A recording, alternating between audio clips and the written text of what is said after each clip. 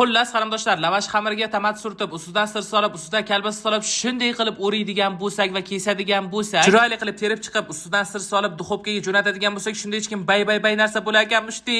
O'xsharmikan a? deb turib birinchi bo'lib qip-qizil idishni Chin bozor do'konidan oldim qarindoshlar. Keyin lavash xamiri, sir, kalbasa Chin bozor do'konidan olgan duxovka idishimning ichiga birinchi bo'lib yog' soldim. Ana undan keyin videoda ko'rgan protsessimiz lavash xamiriga birinchi tomat surtib, ustidan sir solib, ustidan kalbasalarni terib chiqib, shunday qilib bir amallab o'rab olishimiz kerak ekan dey qarindoshlar. Menda lavash xamiri katta bo'lgani uchun men 3 bo'lagiga kesdim. Jabr chiroyli ishtahani ochadigan narsa bo'lib ko'rinyapti hozirdan lekin. Juda bir oson retsept ekan qarindoshlar. Bitta qayta takrorlar ekansizlar. Xullas qarindoshlar, qarindoshingiz Xitoydan mahsulotlarni zakaz qilish bo'yicha 2 kunlik bepul darslik o'tkazmoqdaman. Bepul darslikni o'tkazib yubormaslik uchun profil shapkasidagi aynan mana shu link orqali yopiq Telegram kanaliga marhamat qarindoshlar. Chin bozor do'konidan olgan duxovka idishimga qilgan narsalarim patsvet bo'lib tushganini qarasanglarchi. Hamma tayyor bo'lgan narsani chiroyli qilib terib chiqib, uni ustidan sirni teorkadan o'tkazib 20 minutga duxovkaga jo'natib yubordim. Qarabsizki, qo'li shirin qarindoshingizdan shunday ichgan retsept tayyor-de.